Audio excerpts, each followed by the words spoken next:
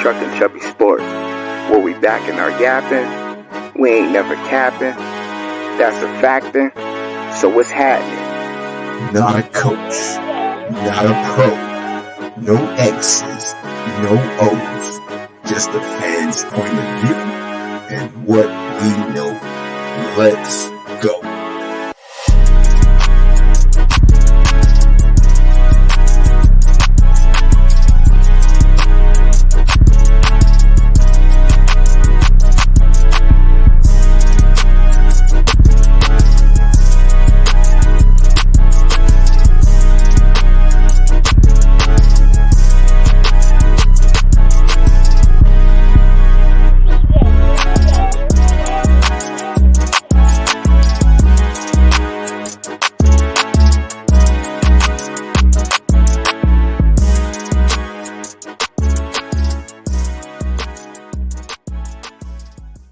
Yo, what up with it, everybody? Happy Monday to all my beautiful internet people up out there.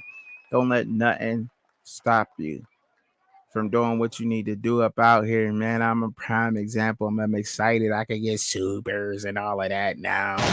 Yes, and without y'all wouldn't be possible, man. So, give yourself another round of applause. Pat yourself on the back because y'all helped me grow up out here.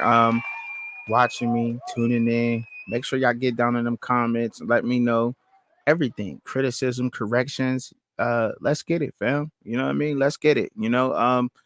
Start a conversation. Like I said, it's nothing but a conversation. You know what I mean? I can never always be right out here. And you may not always agree, but hey, ain't nothing wrong with letting me know, man. We start having them conversations. We come up with some good topics together, man.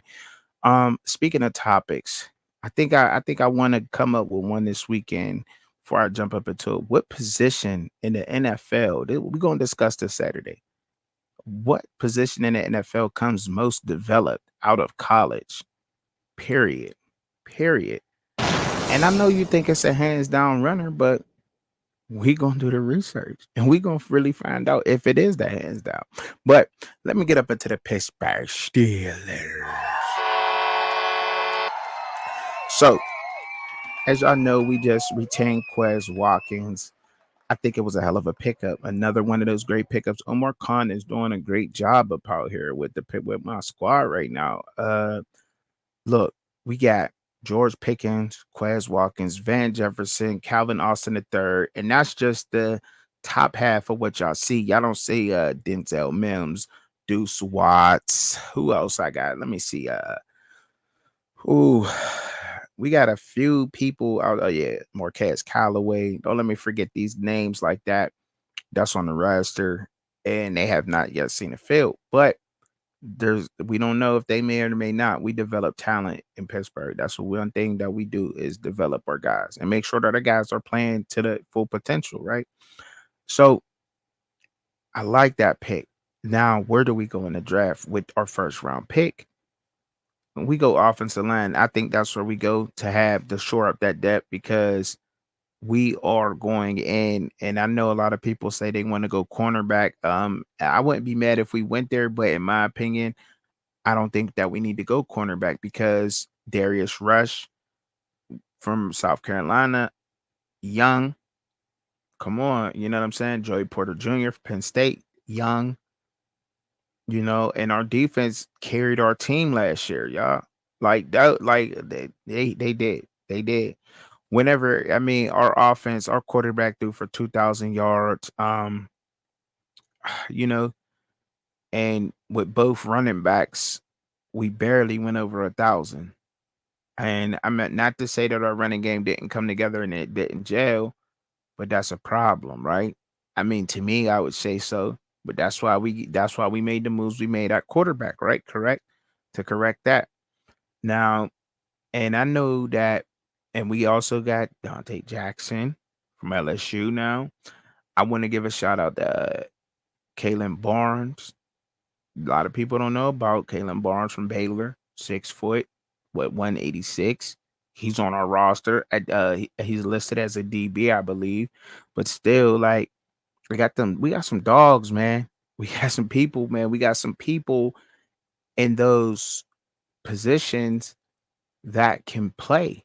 Now, do y'all want more big names? Maybe so, but sometimes people have to make their own names. And at those positions, we definitely did shore up inside linebacker with grabbing Patrick Queen for sure. We know what we're going to get out of him. Don't forget, we still have Nick Herbig, though. That should see some, he should get some on the field time this year for sure, either behind Hightower or behind if he's going behind TJ, you know what I'm saying? He just ain't getting it. If he's behind TJ, he probably won't get it unless TJ, TJ be out there hurt playing for us. You feel me what I'm saying? But we still got Nick Herbig. Let's not forget about him, man. He's going to step up in a major way either this year or the year or next year. But I believe this year sometime he's going to come out for us big, and we're going to start hearing and seeing his name on Sundays. That's just me, in my opinion, though. Um, Now I know y'all been seeing our quarterbacks in the headlines. A lot of people been seeing the quarterbacks in the headlines, and I know that when you see that, you tend to say to yourself, you say, okay, well, is it going to be a problem in Pittsburgh? First of all, we don't get into those diva problems in Pittsburgh. That don't happen with us. You know what I mean? It don't happen with us. You coming out there, you compete, and you either gonna come out there and work, or you're gonna sit the bench. That's just how it is out there with us. Period. Ain't none of that. Ain't gonna be none of no controversy or nothing. Um, because especially not on the Mike Tomlin team. Let me add that. You know what I'm saying? Let me add that. But of course, Justin Fields is gonna be able to compete for the job. Of course. I mean, you gotta, and to me, it makes sense for Justin to prepare for the offense as is as if he's going to start for our team. Justin has to come in, learn our offense, learn the scheme, and practice like he's going to play on Sundays because his number can be called at any moment on a Sunday. Like, okay, Justin, go in there. And all that's saying is, I'm sure Mike Tomlin probably like I don't know where people getting this Mike Tomlin is a fake guy because he's not. A lot of people, and you go and ask a lot of guys in the NFL, if you can sit down guys in the NFL and interview them and talk to them, they would tell you they want to play for a coach like Mike Tomlin, hands down. But Mike Tomlin sat down Russell Wilson and told him like, we bringing you here, but we not here to play. Like, and neither is, and I don't think Russ is coming up to Pittsburgh to play neither. Like, you know what I'm saying? Like he got one of the most known wives ever in Sierra. He can be living anywhere. He could have just retired, took that money from the Broncos and said, I'm gonna go chill in Vegas, let my girl get a residency, kick it back with my family. But he in Pittsburgh, he like, I want one more before I walk out the door. And I don't think there's nothing wrong with that, but Russ is playing with that chip on his shoulder. Like, I got a youngin behind me who can take my spot at any time.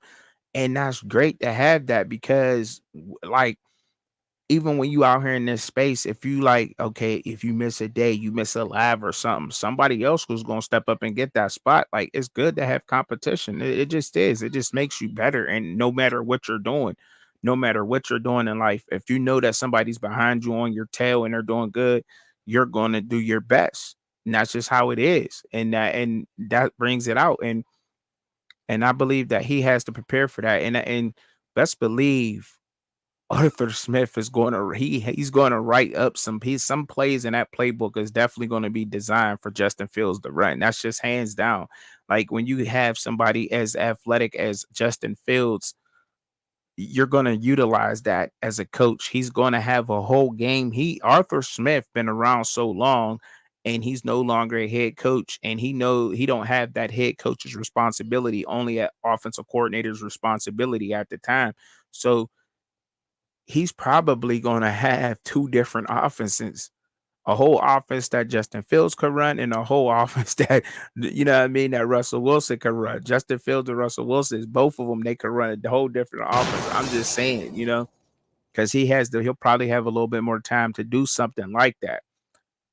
And he's going to knock people in the head, because when you, and I wouldn't say that it's a. I don't like to say that that's a demotion when a head coach takes a offensive coordinator or defensive coordinator's job. Like you have to understand how much responsibility and how much things come with being a head coach. Let alone don't be a head coach who has a name for yourself and you done won a couple of Super Bowls, such as at Andy Reid, and you got Progressive calling you, State Farm calling, doing all these commercials and ads and everything else on top of you trying to coach and everything else. Like that becomes a distraction too, you know what I mean? Then it's a lot that goes into that we may not never know about. You only could imagine, um just think about having quadruplet newborns or something like that. I think that's like a somewhat of equivalence that you could think of, It'd be crazy, wouldn't it? But hey, that's just what it is. But I like the ad though. Like I said, nonetheless, I like the ad. I like that we got the quarterback competition going out there. I wouldn't get too far in the headlines. See, the media, mainstream media, the one thing that they'll try to do with the Pittsburgh Steelers is they'll throw our name. They'll say this because Russ is a name and Justin Fields is a name. They'll try to, but don't get caught up in that. I'm just letting y'all know that. Do not get caught up in none of that. We're very used to that in the Berg, and that's why Pittsburgh. That's why we normally move in silence like lasagna out here in these NFL streets. We keep our moves to ourselves, especially when Bill Cowher was around. He never used to really give the game plans on when he did his press conferences. He never talked about stuff like that. It would just happen on game day, like the injury report. He never used to really give that out. And back when coaches didn't get an injury report, but now I guess they have to. But I ain't gotta let you know if my player injured or not. You know what I'm saying? He might be. But look, but it's always been that way. And I wouldn't even get caught up into none of that wannabe quarterback controversy in Pittsburgh because that's not going to happen. They're both going to come out there professional. Think they both happy to be out there in Pittsburgh and to be able to compete with each other, learn. Russ know he ain't gonna be around long, and he's probably having that conversation with Justin. Like, look, I'm gonna go out here, I'm gonna do my thing. Um, and I'm gonna give you the reins in a little bit. You just learn up what you need to learn up. Watch my mistakes, learn from my mistakes, and when I'm ready to call on you, you gonna come in because Russ might even retire after this. Who knows? You know what I'm saying? Like, who knows? Who knows, man? He may not. He may go somewhere else and be a teacher. But I think that's what Russ is mainly there for right now is to teach um Justin a couple of things. Let's not get it twisted. Russell Wilson is and always will, no matter if he's having bad seasons or not, he's always he is one hell of a thrower of that ball. Period. That's just what it is. Like he may not didn't go do good in Denver, but he's a good thrower of the ball. That's what he is. And I thought they honestly was going to do better in Denver, to be honest. But their run game didn't work, and I think that's why Russ didn't work so well because their run game was off a little bit, and that's their offensive line problems. But let me keep it moving on because I got some March Madness to get up into. March Madness, man, oh man, yo, it's been exciting. March Madness has been so good to me, so good to me. Oh man, hasn't it been? But getting into the notes. Coach Yo's Lady Rebels again. But look, she's building up out there. And I must say that if you're a young lady and you're watching this and you hoop, man, somebody go down there and let's say Ole Miss needs to be contender for title. Coach Yo, that team out there in Ole Miss, man, they just ran into a juggernaut of Notre Dame.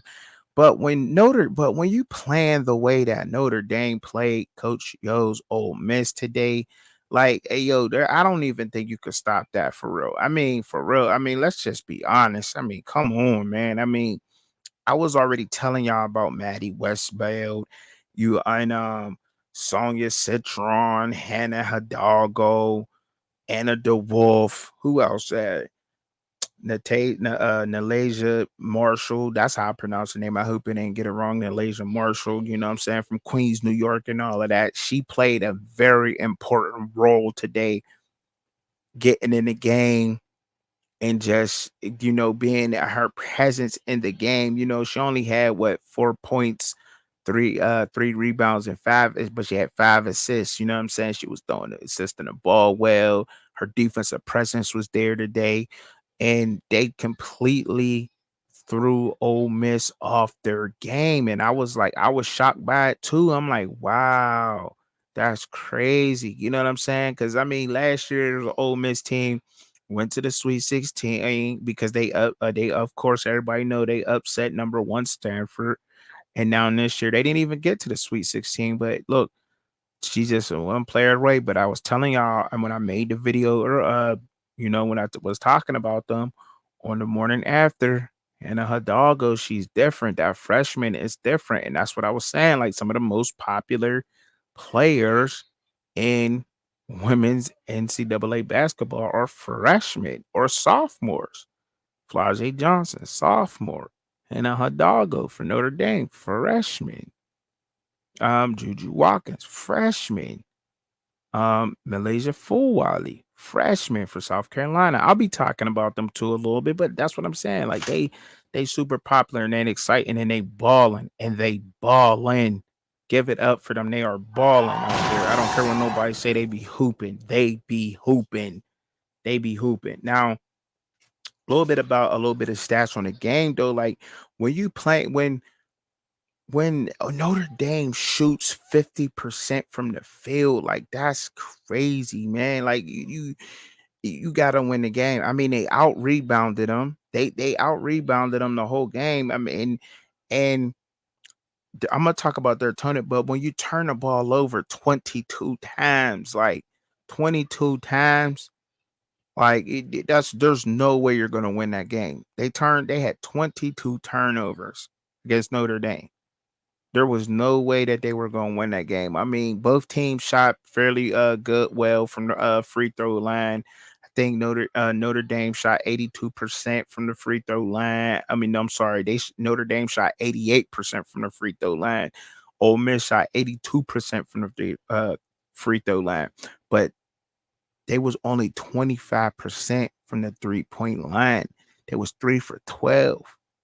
There were 22 turnovers.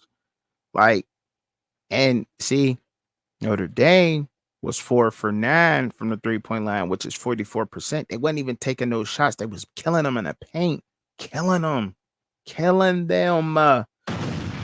in the paint. And you be like, how? And they got out rebounded by Ole Miss, and Ole Miss out rebounded them on the offensive boards with 11-4. But them 22 turnovers killed them. They killed them, Lady Rebels, man. But look, no, I gotta give it up to Notre Dame, man. I told y'all, man, they serious and they could beat anybody. Just how I told y'all, they can beat anybody. The Lady Luck Irish, they can beat anybody in the tournament. They really can. They gonna have their hands full though with Oregon State, only because of Oregon State's size. So they're gonna have to repeat the same kind of game that they just had against Ole Miss in order to beat Oregon State, because Oregon State got size. Now I tell you what, it seems like Coach Neil Ivy. It seems like Coach Ivy is just on a whole different level. Like, I mean, you can say that she out coached Coach Yo today too, and I wouldn't be mad at you for the simple fact they reversed, like the broadcast was saying, they reversed roles. They sped Ole Miss up, or Ole Miss couldn't play their game against them, and that's how they play though. They speed a lot of people up. Um, but they kind of had their hands full though. The Irish did against what they want to say was the North Carolina State. They had their hands full with them during the season, and it may come up again. It may come up again. You know, it could happen. But look, I don't think that if they can Oregon State cannot. They can't hang with them. They're way faster than Oregon State. But Oregon State got size, defense, and I don't think it really did them no justice playing against a Nebraska team. But that's just my opinion, though. That's my opinion. Now I'll take corrections all day down in the comments, but I think that it just don't do them no justice at all because they're way faster than them. Moving on, man. Moving on. Let's get them ladies a round of applause, man. They played a hell of a game. I know y'all seen what Malaysia Full Wally and the lady Gamecocks did. I know y'all seen what Flage, Angel Reese, Michaela Williams, with Nisha Morrow. I know what you seen. They did. They played a whole team game. Middle Tennessee State. They just outsmarted them. Angel Reese when it was all said and done, she made her cry. Um, she got in their head, and look, they played smart basketball and got them up out of there. That's what happened in that game. They got them up out of there, man. That was good. And they just wore them out. That's what happened in that game, and they balled out. Dawn Staley's Lady Gamecocks just look amazing. Um, I'm waiting on to see that rematch. If we're gonna see that LSU Tiger rematch, if we're gonna see them two go head to head, Kim Mulkey and Dawn Staley again, I don't know, but it just looks like Dawn Staley's Lady Gamecocks this year is just like we're taking it, and nobody really expected them to do that because 5 of her players just they went to the WNBA, and now she rebuilt her team, and they undefeated, and they just look unstoppable, man. They really do, man. They really do. Moving on, and I want to talk about this Houston game a little bit because Houston they played that game against Texas A&M, man, and Texas. And look, I'm not taking nothing away from Texas A&M, man, but they shot both of the team. Well, Houston shot 70% from the free throw line. Texas A&M shot 64% from the free throw line. They had one guy going off. Radford was going ham. I know y'all seen him go ham. 27, 5, and 6. That man, he was possessed, bro. He wanted it more than anybody on our floor. Not to take away from Manny, their guards, and what they did, but he just wanted it a whole different way, bro. Like, and he was trying his best. And they only got him by 5. They only got him by 5, Houston. Uh Houston is Sharp. Do you think Sharp's gonna have another game like that? Do you honestly think that he's going to play that well again? I don't know, but they struck. They look. I mean, let's just give it up to Texas A&M, man. Let's just give it to them, man. They played a hell of a game. They did. They did. They honestly did. They out rebounded Houston, especially on the offensive boards, 26-11. 26-11, bro. That's crazy. Defensive rebounds, they was even up right there. I mean, Houston they out assisted them. The turnovers was almost even. Steals was almost even. Houston had more blocks than them. They play better defense, and then Houston had more fouls. That's the thing, though. When you're only shooting as a team, and I know I said this before, and I am like, let me add this. I'm no basketball aficionado, but I do know this simple thing, especially when it comes to playoff and championship basketball. You have to shoot good from the free throw line. When you get to the charity stripe and you got those free baskets, you must make those easy shots. If you don't make those, that's easy money. If you do not get that free money, that can hurt you. That can hurt you. And I think that hurt them. Look, they was 29 for 45 from the free throw line. 29 for 45 at the free throw line. So if they make 8 more of those free throws, Texas A&M wins. Period. That's and then look, that's all I'm saying. Because some people say you win the board, you win the game. Well, that may be true, but that is true.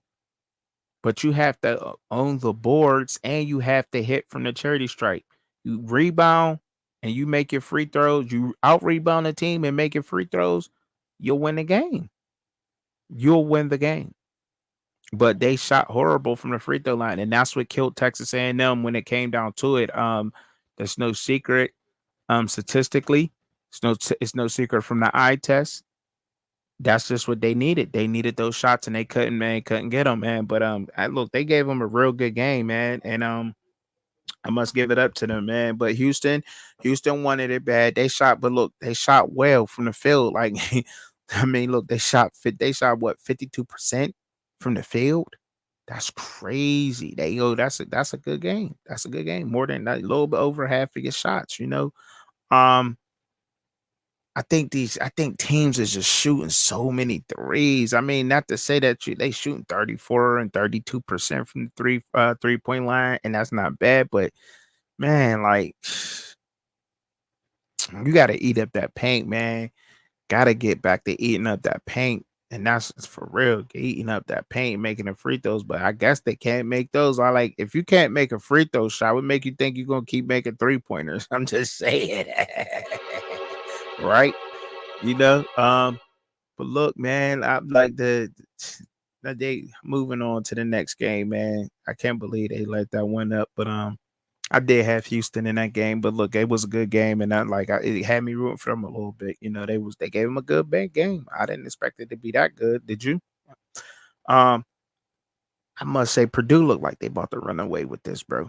On the men's side, they look like they about to run away with it. Zach Edey is just unguardable. How could you guard him? How could you guard somebody that big?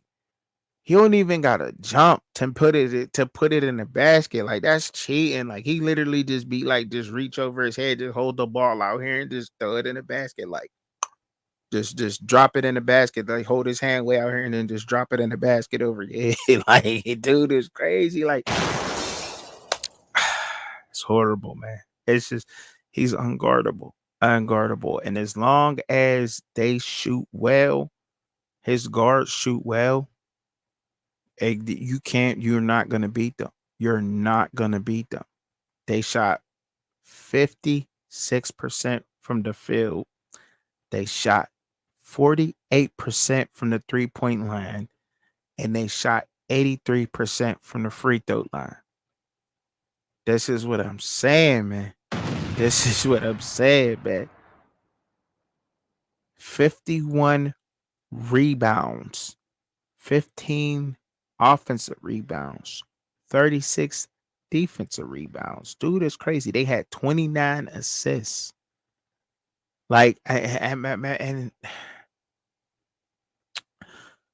turnovers was about even, but man, like, and they just kept fouling, dude. They couldn't do nothing with him. He's so big. You gonna foul him trying to contest the shot. Unless you got another big. But I mean, look, like I said, I'm no basketball aficionado. So somebody out there, let me know who is going to, on the men's side, give Purdue a run for their money. Because he dude's really unguardable. And if his guards and if those Purdue guards are going to shoot that way in the game, if they're going to shoot like that, you cannot stop them. Well, you can't stop Fletcher and you cannot stop Lawyer and Jones. If Lawyer and Jones are going to shoot that well from the 3-point line, and I mean, and then Jones didn't, but you could say Ford did, whatever. But I think they shot pretty damn good from the 3-point line. Pretty damn good. You can't, because he's going to draw a double team down there or something like that, and then his guards is there, inside out game. That, like, I know we were just talking about that, but that is that old school basketball kind of way. Take it down low in the paint, make your free throws, out rebound, play D. Purdue, I don't think nobody's gonna get them. I don't think you can. And I don't even know. Like, somebody let me know in the comments. Can you speed them up? Can you speed Purdue up to beat Purdue? Can you? Is that the key to beating Purdue? Speed them up? Because I mean, everybody else just want to shoot from the perimeter. Unless you have to shoot good. You have to shoot a good percentage. But because you ain't going in the paint on him. That's Zach Edey. You ain't going in the paint. He ain't even got to jump to block his shot. It's crazy. That's crazy, man. But man, I love kicking it and I love doing what I do out here, man. But look, big shout out to all the teams out there, man. In the March Madness, y'all keep continue on watching. Enjoy it, man. Enjoy it while it lasts. you know, I'll probably be back with another one. Make sure y'all hit your notification bell so y'all know when I do drop a video. But make sure that y'all never miss the lives, because we always kicking it. We always live. Y'all already know what time it is, man. But I'm up out of here, man. And y'all have y'all a wonderful night. Blessed night. Peace. Wanna see Truck and Chubby live and co-host Shad? Tune in at Fans Point of View, Saturday, 6:30 p.m. Eastern Standard Time, 3:30 p.m. Pacific Time. But in the meantime, in between time, enjoy the content. Don't forget to hit your notification bell for all updates. Thank you for watching.